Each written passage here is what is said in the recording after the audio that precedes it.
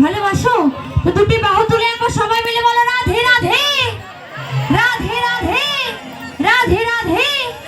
সত্যি খুব ভালো লাগলো।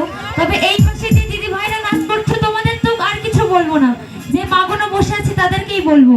তো বলছো মা তোমাদের তো হাতটা তুলতে বলেছিলাম, হাতটা তো নামাতে বলিনি। বলেছে কি দুটি বাহু তুলে রাখবে সবাই মিলে বলো রাধে রাধে রাধে রাধে। আছে গৌরিনী